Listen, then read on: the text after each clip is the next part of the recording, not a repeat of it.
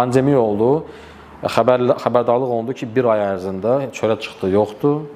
Hamı evdə oturacaq, icazə ilə çıxışda falanlar, yəni o dövrlər geçsin, bir də qayıtmasın. Yadıma gəlir, məndə YouTube kanalım var idi. Yəqin bəzi izləyicilər tanıyır. Dadmad adında hobbi kimi çəkirdim evdə biş-düş falan paylaşırdım.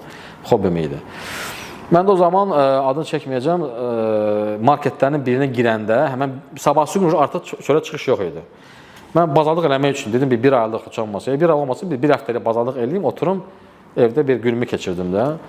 Marketlər, böyük marketlərin birində belə bir sac gördüm. Soba, üstündə sac qoymuşdular, mənə maraqlı gəldi. Mənə marketdə baxıram, sobadır, sacda belə şey görəmişdim. Mən də fikirləşdim ki, zaten bekarçılıqdır bir ay ərzində, bu şeyi aparım evə, YouTube kanalımda çəkim, biş-düş eləyim, müşkulaq eləyim, burada kommentlər yazısında motivasiya olsun bir ay ərzində. Aldım, apardım evə. Çəkdim, PO çırtması eləmişdim orada, qoydum YouTube'a və YouTube'da ən çox yazırdılar ki, nə gözəl dadlı pişirmişsiniz, resepti nə gözəldir, amma indi isə başqa cür yazırlar. Bu məhsulu hardan almışsınız, nə gözəl məhsuldur, necə əldə edə bilərik? Görün tələbat yarandı məhsula, mən axtardım, məhsul desəm bu idi.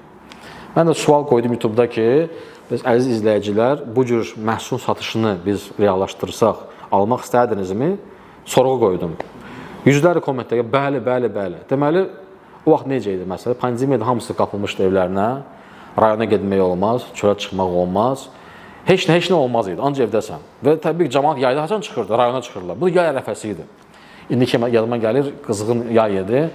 Hamı yanır getmək üçün rayonlara, amma heç kim gedə bilmir. Və mən birdən-birə bu məhsulu paylaşdım və tələbat gördüm.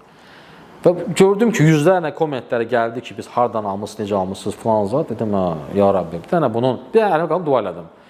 Bir dənə bunun kökünü tapsam kim düzəl? Baxıram, cex malıdır, cexdə düzələn bir şeydir. Ya Rabbi, bunun bir dənə mənə kökünü göstərərdin.